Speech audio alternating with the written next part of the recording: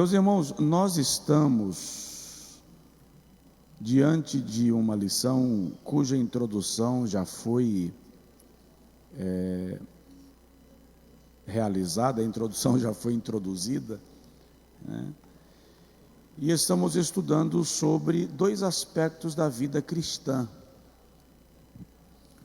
O primeiro aspecto da vida cristã abordado no texto é o trajeto, a viagem, a caminhada. Isso está representado na figura do caminho.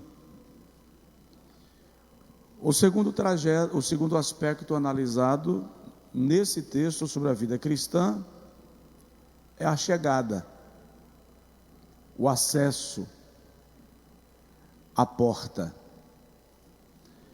Como nós vimos na lição, para aqueles que tiveram a oportunidade de lê-la,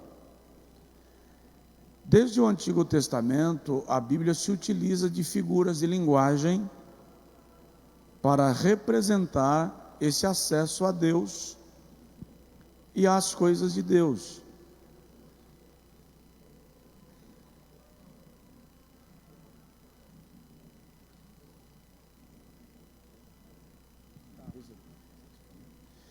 Nós vamos analisar, preocupa não, né? A idade não, viu? É que eu decidi que a partir de agora, na hora de ministrar com calma, eu vou ministrar sentado.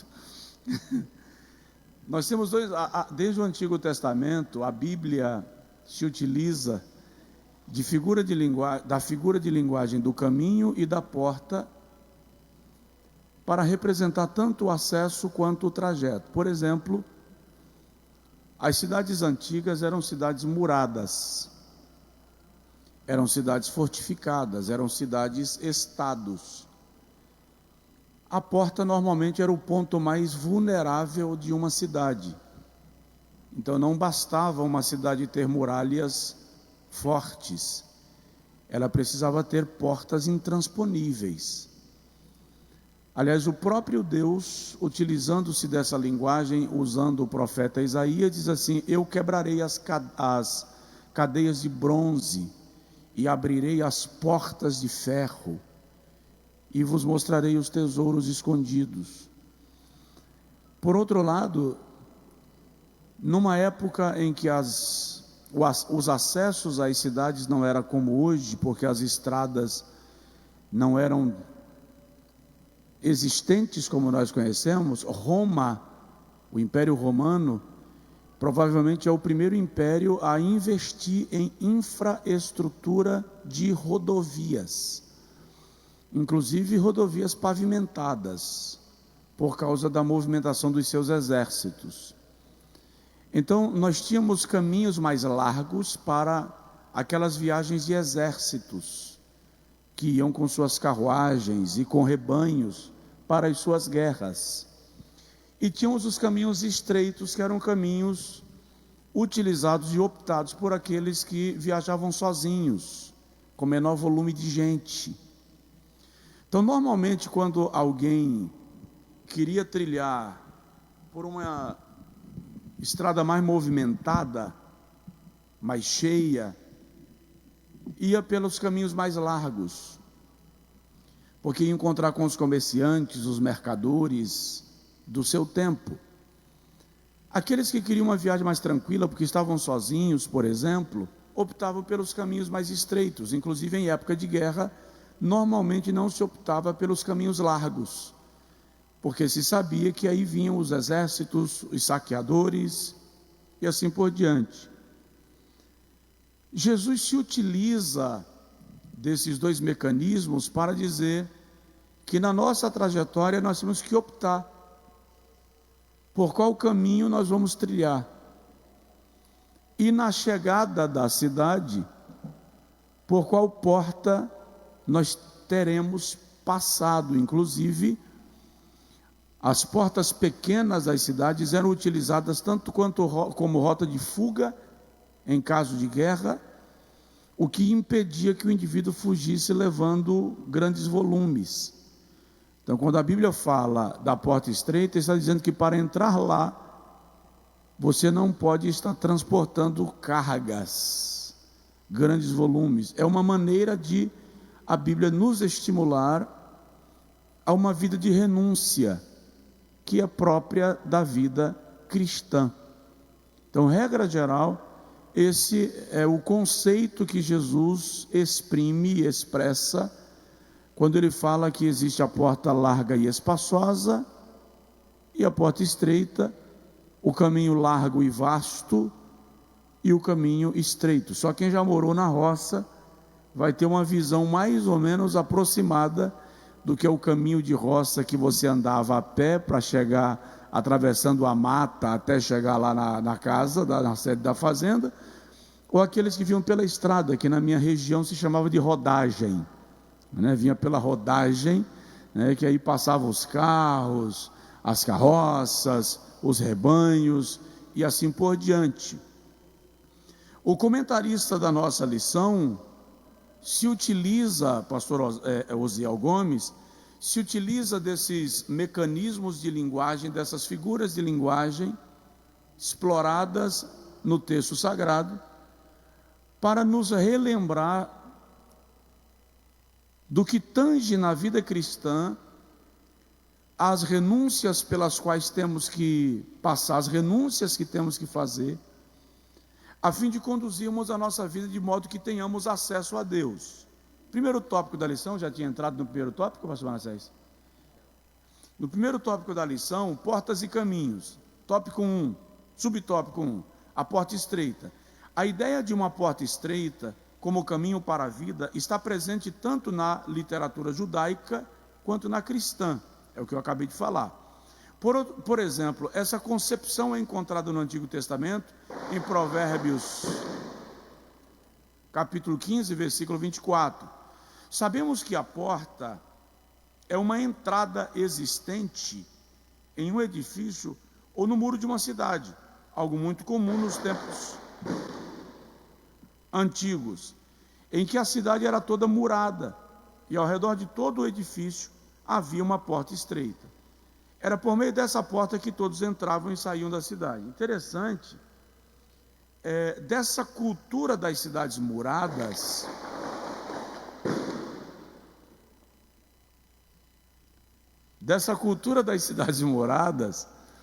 nós temos o Senhor Jesus trazendo uma abordagem muito interessante no Evangelho segundo Mateus, quando ele diz assim: eu edificarei a minha igreja e as portas do inferno não prevalecerão contra ela. Se o irmão analisar bem, a porta das cidades no mundo antigo era a sede da sua administração. A gestão das cidades era feita na porta.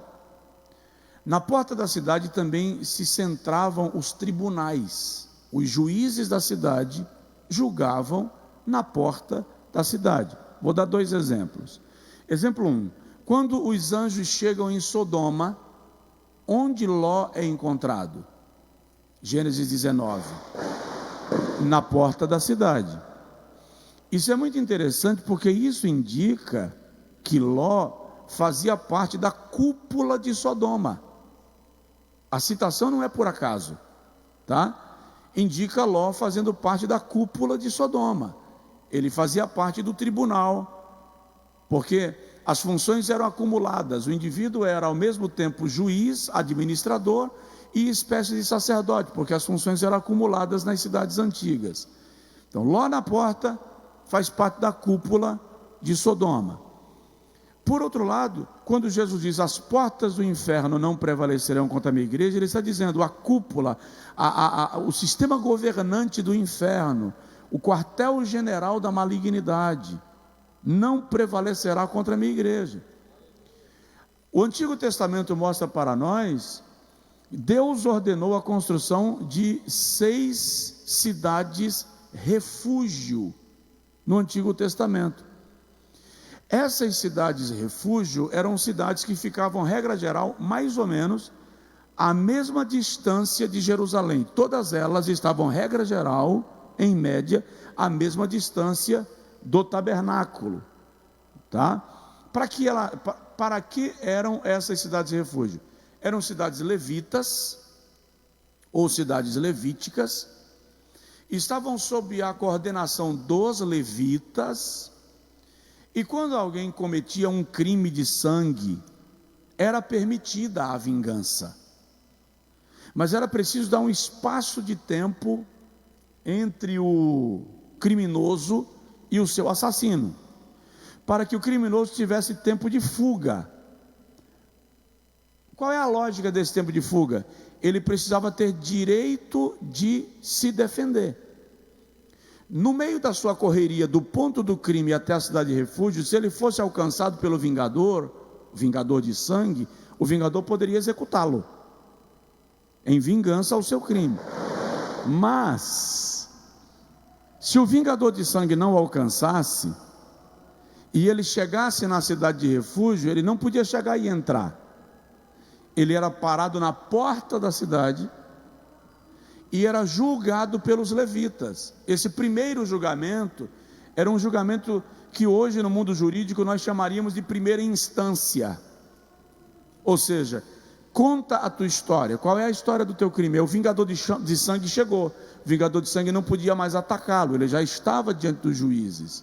O vingador de sangue iria contar a versão do crime, e agora os trâmites do processo iriam correr normais, mas tudo começava na porta da cidade, porque a porta da cidade era o lugar básico de julgamento, de administração e de organização da cidade. Então, o que nós precisamos entender disto aqui, quando se fala da vida cristã, é que ninguém passa pela porta sem antes deixar confessados todos os seus atos, todos os seus delitos. Interessante é que Jesus utiliza essa figura de linguagem para falar dele mesmo em algumas ocasiões.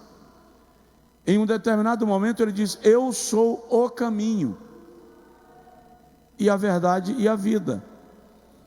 No outro momento ele diz: eu sou a porta, fazendo entender que se nós quisermos chegar a Deus, nós não podemos viver de qualquer maneira para decidir na porta. O caminho define quais são as nossas escolhas. Eu opto pelo estilo de vida que terei. E quando eu chego na porta, eu não passo de qualquer maneira. É preciso na porta me desvencilhar de tudo aquilo, de toda a carga que eu trouxe na minha viagem. E isso se aplica tanto à porta quanto ao caminho, que é o segundo tópico da lição. E o interessante é que a expressão apertado, quando fala do caminho, o caminho é apertado, a expressão indica prensar, angustiar, espremer. Ao contrário do que muitos pregam, este prensar, este espremer aqui, ou causar angústia, deixa muito claro que a angústia, a aflição, a prensa é própria da vida cristã. Então a pregação que promete uma vida cristã folgada, tranquilona, rede, sombra e água fresca, contraria o próprio princípio do Evangelho. Vocês estão me entendendo? Diga amém. Contraria o próprio princípio do Evangelho, porque apertado é o caminho, ou seja, Jesus está dizendo, a viagem será sob prensa, a viagem será sob pressão. O caminho da vida cristã é um caminho apertado, ou seja, oprimido. É isso que Jesus está dizendo. De modo que toda pregação que consiste em dizer que a vida cristã é de folga, conquista, plenitude aqui na terra, está negando a própria essência do cristianismo. O que nós precisamos entender é que mesmo aqueles que estão folgados em uma área, estão passando algum tipo de prensa. Porque na vida cristã nós somos testados o tempo inteiro. Daí o Senhor Jesus diz em João 16:33, no mundo tereis aflições. Aflições ali é apertos. Apertos. A ideia é de... Aqui, as irmãs vão entender isso muito bem. Quando as irmãs estão passando pano na casa, o pano molhado, e de vez em quando vai lá no balde para tirar a poeira do pano, e pega o pano e faz o quê? Esse é o conceito. Ou seja, o crente está o tempo inteiro sendo comprimido. Então, a dor e a luta que você passa, porque as pessoas, a teologia da prosperidade trouxe uma ideia de que se você estiver passando luta, se você estiver passando por aperto, é porque você está em pecado, é uma maldição, né? Aqueles que são mais dados a espiritualizar as coisas, dizem que é o diabo que está tentando, e muitas vezes é apenas o cumprimento da proposta do próprio Evangelho, apertar. Paulo diz assim: quanto a mim, padeço no meu corpo o que resta das aflições de Cristo, por amor do seu corpo, que é a igreja. É interessante Paulo dizer o que resta das aflições de Cristo. A ideia de que Paulo está passando é que Cristo passou pelo sofrimento que eu e você não poderíamos passar, mas ele deixou para nós uma porção que compete a nós passar.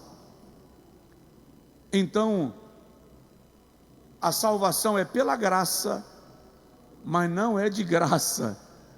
Existem apertos. Tudo bem? Entendido aí? Então, se tiver um aluno aí do seu lado, fala com ele: o aperto faz parte. O aperto faz parte. No terceiro subtópico aí, porta larga e caminho espaçoso. Eu disse aos irmãos que só viajavam pelos caminhos largos e espaçosos aqueles que iam viajando com cargas. Os comerciantes, os mercadores, os exércitos. O comentarista diz: a porta larga e o caminho espaçoso simbolizam uma vida sem compromisso com Cristo, segundo o padrão do mundo. Essa porta recebe muitas pessoas que expressam crenças e valores segundo a sua vã maneira de viver. Um caminho que tem seduzido muitos por meio da busca irrefreada do prazer e das ideias que negam a Bíblia como nossa única regra de fé e conduta. Tratam-se, pois, de uma porta e de um caminho em que entram pessoas que vivem segundo as suas próprias ideias e que não desejam ajustar-se aos ensinos das Escrituras Sagradas. Juízes 21:25 diz que há uma época na história de Israel que Israel não tinha rei nem líder. Por isso cada um fazia ou vivia conforme a sua própria cabeça. É o texto que ele cita aqui de Juízes 21:25. Um dos episódios mais bizarros, mais terrorosos da história de Israel se dá nesse período, quando uma mulher, esposa de um levita, sofre estupro de diversos homens a noite inteira. E quando ela chega na casa onde o seu marido estava hospedado, ferida, e ela desmaia, em vez de o seu marido recolhê-la e curá-la, a Bíblia diz que ele a esquartejou, dividiu-a em 12 partes e mandou cada parte para uma tribo de Israel. Aquilo resultou na maior guerra interna, civil, de Israel no Antigo Testamento. Causou uma revolta violenta. Isso se deu pelo simples fato: não havia lei, não havia regra, cada um fazia aquilo que bem lhe aprazia fazer. O comentarista usa esse texto para mencionar que quando nós decidimos viver de qualquer maneira, quando nós decidimos caminhar à satisfação daquilo que nos apraz, nós terminamos por nos afastar do princípio da vida cristã, que é regido por leis espirituais, que é regido por mandamentos, princípios e fundamentos da vida cristã. Então, é incrível que tanto esse texto de Israel, Juízes 21, 25, quanto o conceito de Jesus sobre o caminho largo e espaçoso, se aplica muito bem com o tempo que nós estamos vivendo de ideologias hedonistas, que querem viver sem regras. Por exemplo, nós temos no mundo moderno alguns conceitos filosóficos que estão em plena voga. Um desses conceitos filosóficos é a chamada emancipação. O que é a emancipação? A emancipação é um princípio filosófico que defende que a verdade não é absoluta. Todo mundo tem a sua verdade. Aquilo que é verdade para você pode não ser verdade para mim, mas nem por isso é uma mentira. Entende? Esse conceito está fazendo com que as pessoas vivam de maneira que aquilo que é errado para você não significa que é pecado.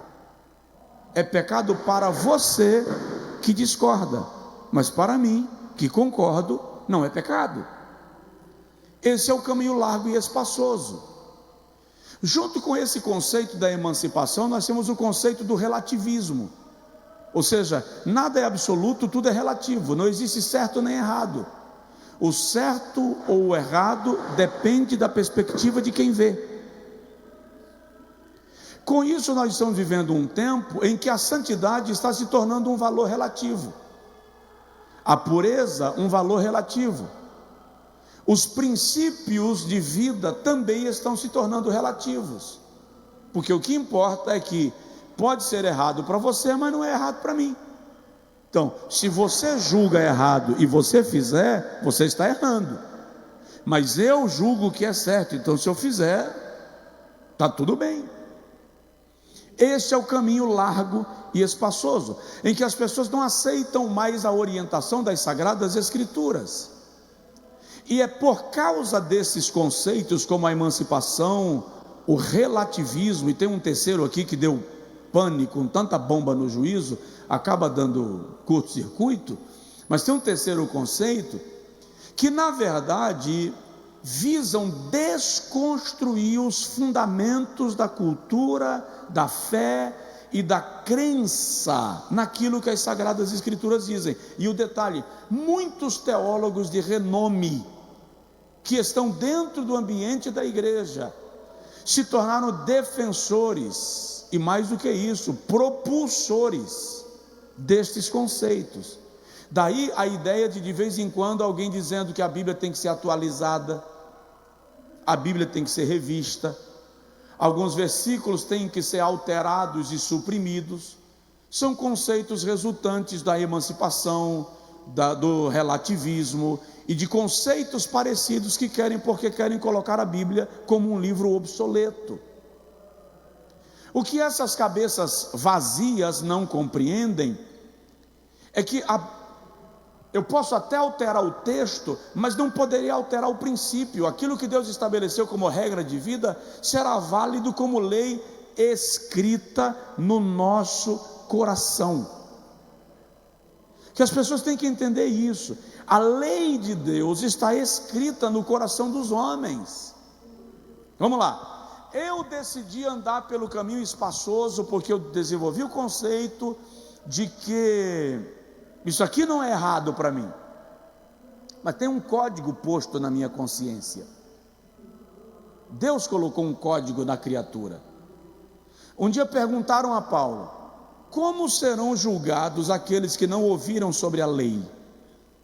Romanos 2, 14 a seguir, Paulo diz assim: aqueles que sem lei morreram, sem lei serão julgados, testemunhando por eles ou contra eles a sua consciência. Paulo deixa muito claro que Deus dispôs em cada um de nós o senso de certo e de errado. Então, por exemplo, quem é pai ou mãe aqui sabe que quando uma criança vai fazer uma traquinagem, é uma criança de 1 ano, de 2 anos, ela vai fazer, ela pega e fica olhando para você. Ela já tem noção de que aquilo pode não ser o adequado, entende? Então, quando nós decidimos andar pelo caminho largo e espaçoso, nós estamos indo de encontro a um código que o próprio Criador colocou em nós, porque quando ele disse: façamos o homem à nossa imagem e conforme a nossa semelhança, essa semelhança tem a ver também com a natureza moral, e a natureza moral é o que nos dá o conceito de certo e de errado. Então é preciso que tenhamos o cuidado para não decidirmos viver de qualquer maneira, achando que vou fingir que não conheço a Bíblia. Antes de a Bíblia ter se tornado livro, ela foi impressa na forma de código de Deus dentro de nós. Está comprovado que a assinatura de Deus está posta em cada criatura. Amém? De modo que a Bíblia chega a dizer que diante de Deus ninguém terá como se desculpar. O texto chega a dizer que diante de Deus ninguém terá como se desculpar. Por quê? Porque tudo que de Deus se pode conhecer. Romanos 1, tanto a sua divindade, versículo 18, quanto os seus atributos e o seu eterno poder são manifestados na criação, de modo que o homem não tenha como argumentar. Então a vida cristã é uma vida de renúncia. Vamos para o segundo tópico da lição. Por que entrar pela porta estreita é difícil? Uma porta aberta, porém difícil. A porta de entrada na pátria celestial está aberta, porém há muitos impedimentos para que a alma humana a atravesse: o egoísmo, o ego inflado, a idolatria, dentre outros. Contudo, nosso Senhor ensinou que para tomar o caminho do céu é preciso negar-se a si mesmo, deixar morrer o que somos para viver a vida com Ele, a fim de que resulte uma glória progressiva e indizível. Deixa eu te dizer uma coisa. A chave para entrar pela porta estreita é fácil de identificar. Girá-la é que é um processo mais doloroso, porque o segredo está aqui, nessa frase: negue-se a si mesmo. Pare de viver em função da sua satisfação e passe a viver em função de agradar a Deus. E o detalhe: agradar a Deus gera prazer, mas esse prazer só é sentido depois que você transforma isso em estilo de vida. Enquanto você não transformar o conceito de agradar a Deus em estilo de vida, é uma tortura. Quando Jesus diz negue-se a si mesmo, Ele está dizendo esmague-se, se anule. Pare de argumentar que você vai fazer isso aqui só porque isso te dá prazer. Contraria meu propósito? Contraria meu plano? Te dá prazer imediato e resultará em amargor eterno. Então a chave para a porta estreita é: negue-se a si mesmo. Isso que eu vou fazer é bom para mim, mas Deus aprova? Deus estaria comigo nisso? Essa é a questão importante. Então, o que nós vamos aprender no texto é que, embora a porta esteja aberta, muitos terão dificuldade de passar por ela, não porque Deus dificulta, mas porque nós temos uma grande dificuldade de abdicarmos daquilo que nos aprazera, daquilo que nos agrada, principalmente nesse conceito moderno do antropocentrismo, no qual, para muitos, o mundo gira em torno do homem, inclusive o próprio Deus. Então, o que importa não é que Deus seja atendido, o que importa é que eu esteja satisfeito. Esses dias eu já falei aqui, eu vi uma moça num podcast e ela diz assim: se Deus não me levar para o céu, quem sai perdendo é Ele. Se Deus não me levar para o céu, quem sai perdendo é Ele, que vai perder a chance de me ter lá perto dele. Porque o conceito do antropocentrismo, que está tão presente na igreja, mostra que Deus existe em função do homem e não o inverso, o homem em função de Deus. Então, quando exige-se que nós abramos mão daquilo que nos apetece, aí nós dizemos não. Por exemplo, nós temos pessoas que pedem licença a Jesus no período do carnaval, no período da micareta. Nós já tivemos casos aqui de irmão que de fato se afastou da igreja só para não perder a micareta. O cara não entende, ele não entende que quando coloca uma semente daninha no solo, depois a árvore danosa pode ser tirada, mas a árvore frutífera não vai produzir com a mesma vida que ela teria produzido se ela não tivesse sido, se a terra não tivesse sido sugada antes dela.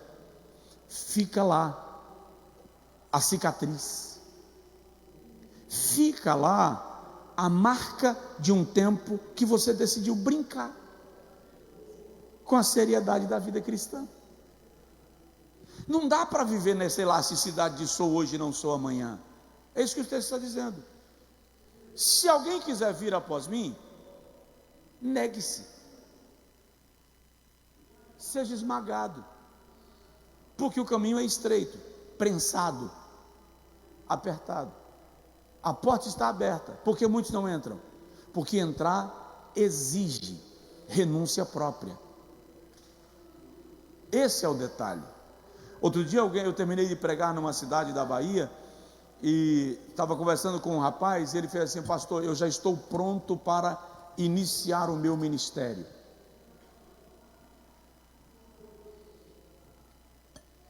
Aí ele disse: eu já renunciei tudo que tinha que renunciar. De repente ele parou, fez uma pausa e fez assim: se bem que eu não tinha nada para renunciar mesmo. Eu falei com ele: você tem que se perguntar se a principal de todas as renúncias você já começou, porque ela nunca vai terminar. Ela começa, mas nunca termina. Que renúncia? A renúncia de você mesmo. Porque vou renunciar ao cigarro. Você renuncia uma vez, vai entrar no embate para suplantar o vício e renunciou. Vou renunciar à prostituição, mas a renúncia de si mesmo é diária, porque todo dia você quer alguma coisa que contraria os princípios espirituais. Ou ninguém vive esse embate aqui? Onde estão os anjos? Levantem as mãos. É por isso, e é baseado nisso, que Paulo diz assim: quem me livrará do corpo desta morte? O que Paulo está dizendo ali? Na Roma antiga, quando o camarada cometia um crime e ele era sentenciado, alguns estudiosos dizem que a sentença não era fogueira, não era forca, não era cruz. A sentença por assassinato na Roma antiga era o corpo do morto ser amarrado ao corpo do assassino, pele a pele, corpo a corpo, boca a boca, olho a olho, preso aqui. E o assassino saía do tribunal arrastando o corpo da sua vítima, que entrava em estado de putrefação, decomposição, agarrado ao corpo do assassino. As bactérias cadavéricas, os vermes, muitas vezes passavam do corpo do morto para o corpo do vivo. E raramente o indivíduo saía vivo, porque ele era infeccionado. Quando Paulo diz, quem me livrará do corpo dessa morte? É só ler o texto e o contexto. Paulo está dizendo, a minha natureza carnal morreu, mas ela está presa a mim. Onde eu ando, eu tenho que arrastá-la. Eu sinto a minha natureza pecaminosa me contaminando com os seus desejos, com as suas inclinações, com as suas tendências. Aí Paulo diz, eu tenho que combatê-la todo dia, porque eu tenho que arrastá-la todo dia. De repente Paulo diz, quem me livrará disto? É nesse momento que o Espírito Santo inspira e Paulo escreve, portanto agora, nenhuma condenação há para os que estão em Cristo Jesus, que não andam mais segundo a carne, mas segundo o Espírito. Então, o caminho largo e espaçoso nos livra de todo esse peso e pesar. E é por isso que algumas pessoas dizem, quer saber? Eu vou viver do meu jeito, e Deus terá misericórdia de mim, e não entendem que o fato de uma porta estreita estar aberta já é um ato de misericórdia, porque ela poderia nem ter sido aberta, ela poderia ter ficado fechada. Quando Deus abre a porta, Ele já está exercendo misericórdia. Segundo tópico da lição, 2.2, as oportunidades da porta larga são atraentes, todos nós sabemos disso. O mundo é atrativo. As oportunidades do mundo são atrativas, os prazeres, os deleites, a libertinagem. Entretanto, a Bíblia diz assim, não ameis o mundo, nem o que no mundo há. Se alguém ama o mundo, o amor do Pai não está nele, porque tudo o que há no mundo, concupiscência da carne, desejo, a cobiça dos olhos e a soberba da vida não vem do Pai, e sim do mundo. Aí João diz, ora, o mundo passa e a sua concupiscência, mas aquele que faz a vontade de Deus permanece. Até quando? Para sempre. Então, irmão, é uma renúncia diária, é uma decisão de todo dia. É por isso que eu digo sempre que aceitar a Cristo, não é assim que a gente fala? Quem quer aceitar a Cristo? Quem quer aceitar Jesus? Aceitar a Cristo não é uma decisão que se toma uma só vez na vida, essa é uma decisão diária, é a decisão de aceitar a vida com Cristo, a caminhada com Cristo, a viagem com Cristo, os valores de Cristo, a mensagem de Cristo. Quando a Bíblia diz que os apóstolos, que a igreja primitiva perseverava na doutrina dos apóstolos, o conceito ali é de permanecer. Porque se eu disser assim, entreguei minha vida a Jesus, estou salvo e vou viver do mesmo jeito, eu não entendi o caminho, porque o caminho é apertado, é um desafio diário. Terceiro tópico, as razões das exigências. Diferentemente da porta larga e do caminho espaçoso, a porta estreita e o caminho apertado requerem uma transformação interior,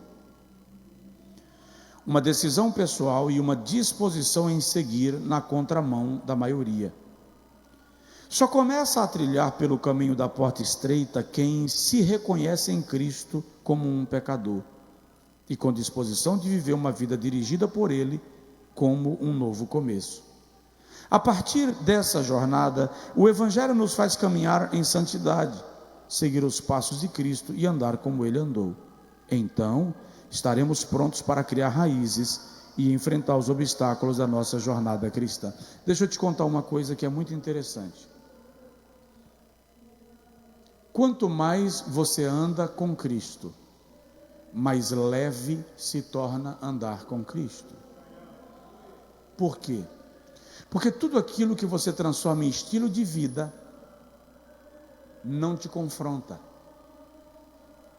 No momento que eu transformar minha vida com Cristo em estilo de vida, o mundo não me atrai mais. Vamos lá, vou dar um exemplo. Quem ia para o micareta antes de converter-se a Cristo Jesus, levanta a mão. Muito, seja honesto comigo, tá? Seja honesto comigo, porque antes de ser comigo, você está sendo consigo. E antes de estar sendo consigo, está sendo com Cristo. Micareta começa quinta-feira. Quem esses dias aí sentiu aquela vontadezinha de, poxa, bem que eu podia ir, quem dera, que saudade. Seja verdadeiro, quem sentiu? Levanta a mão. Você não sentiu? Ok. Mas no primeiro ano da sua conversão, quando se aproximou do micareta, você sentiu aquela, poxa, no passado eu estava lá. Quem sentiu? Levanta a mão.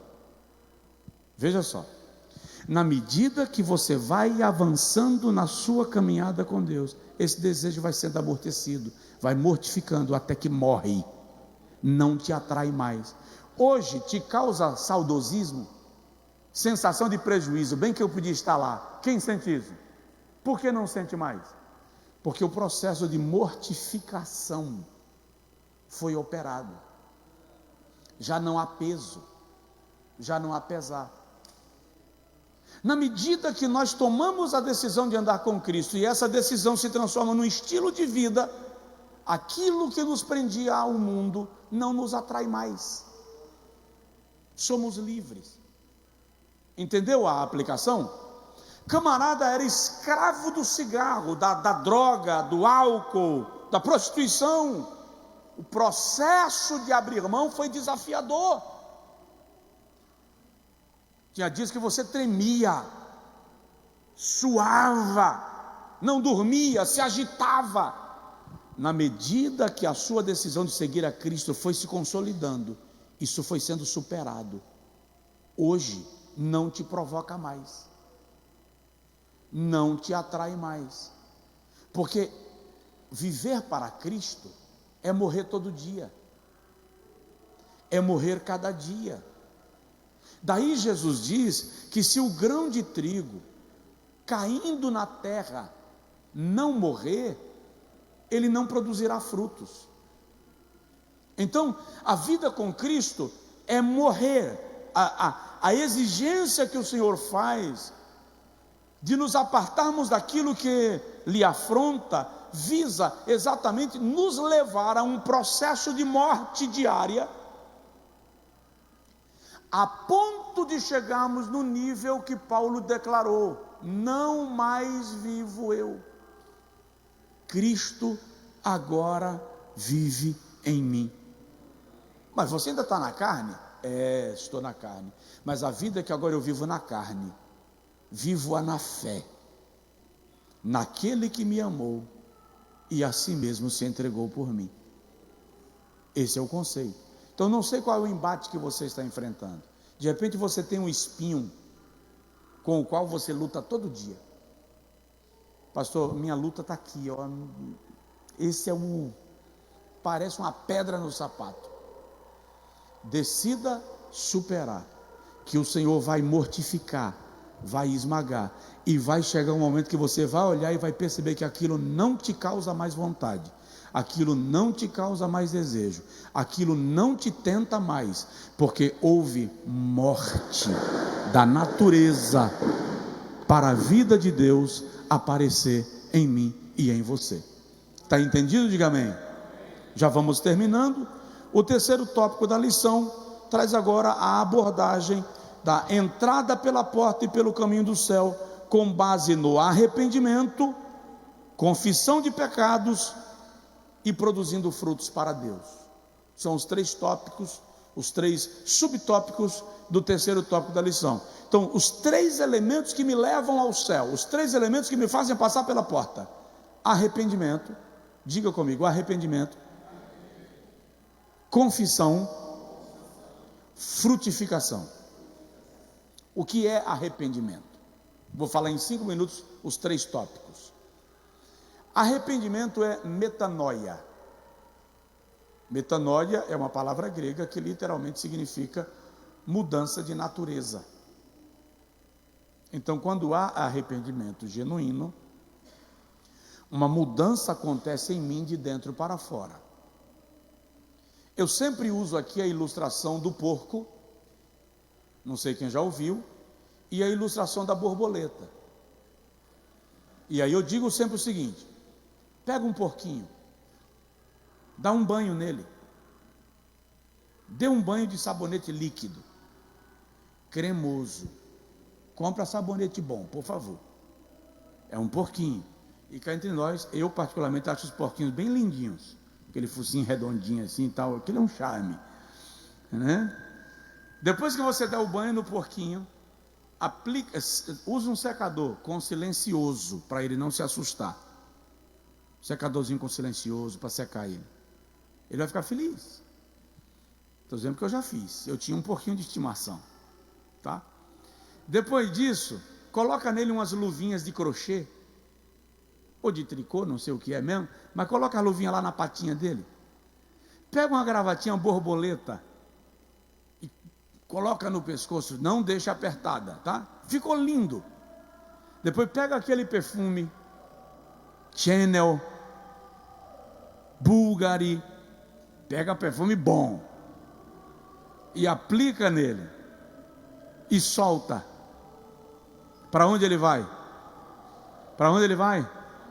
Eu vou perguntar só mais uma vez: para onde ele vai? Para a lama. Por que ele vai para a lama? Porque a natureza dele é de porco. Um banho não muda a natureza. O simples fato de fazer parte de uma igreja não muda a natureza. O simples fato de ir na igreja, de ir num culto, não muda a natureza, é banho. O indivíduo continua vivendo igual. Tem muita gente que está na igreja como cachorro amordaçado. Seu cachorrinho não aguenta ver uma panturrilha dando vacilo, que ele vai na panturrilha, aí você coloca uma focinheira. Cada vez que ele vê uma panturrilha de bobeira, ele olha. Quando você tirar a focinheira para dar comida, você vai ver que está toda babada. Ele mordeu cada panturrilha que ele viu. Ele só não conseguiu ir lá. Não mudou a natureza. Está amordaçado. A religião amordaça. A religião impede a pessoa de pecar pelo mecanismo do medo. Medo do inferno, medo de Deus, medo do juízo. Esta não é a proposta do cristianismo. A proposta do cristianismo não é a proposta da mordaça, não é a proposta da opressão, é a proposta da mudança de natureza. Você não vai voltar para a lama, você não vai morder, não é porque você está impedido, é porque a tua natureza foi transformada e aquilo não te atrai mais. Isso é arrependimento. Agora, chama uma borboleta, ela viveu o processo de transformação de lagarta para borboleta. Pergunta para uma borboleta se ela está disposta a voltar a ser lagarta, e ela te dirá: nunca. Então, arrependimento é isso, é quando você viveu um processo de mudança e transformação pelo Evangelho tão poderoso, tão glorioso, tão extraordinário, que você não sente mais vontade de ser quem você era antes, ou como você era antes. Agora, segue-se ao arrependimento a confissão. Porque quem confessa e deixa, alcança. Então é preciso que os nossos pecados sejam confessados. A quem? A Jesus. Tá. E o conceito bíblico de confessar ao padre? Conceito bíblico? E o conceito de confessar ao pastor? Se eu não confessar ao padre ou ao pastor, eu perco minha salvação? Você confessou a Deus? O ato da confissão a Deus é mais do que suficiente, porque é Ele quem perdoa pecados.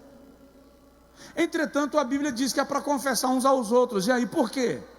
Porque está comprovado que quando você elege alguém a quem você pode confessar o seu delito, você ganha mais poder de superação, porque você tem a sensação psicológica de que tem que prestar contas para alguém. Você obtém a ajuda no teu nível de humanidade para a superação. É claro que na tradição católica, a confissão ao padre se tornou obrigatória até como critério para a salvação, não por fins teológicos, mas de propósitos políticos, econômicos e sociais. Esse assunto é muito longo para a gente mexer nele agora. Mas o propósito final era controle. O propósito final era controle. Então, se você confessar a Deus, isto em Cristo se resolve. Se você confessar para alguém com estrutura espiritual e psicológica para te ajudar, isso te fortalece na superação do processo. Não é inútil. O que você precisa é procurar a pessoa certa, porque nem todo mundo está em condição de ouvir da tua pessoalidade. Me entendeu? Diga amém. Então, arrependimento, confissão e frutos. Produzir frutos dignos de arrependimento. Se o indivíduo diz que se arrependeu, confessa, mas continua lá, não produziu frutos. Porque são os frutos, é o novo estilo de vida, é a nova rota assumida que atesta o arrependimento e a confissão. Se o indivíduo diz, me arrependo, peço perdão, mas quero continuar vivendo da forma que eu vivia, ele não atesta esse arrependimento, ele não confirma o arrependimento, porque não houve mudança, não houve transformação. Compreendido?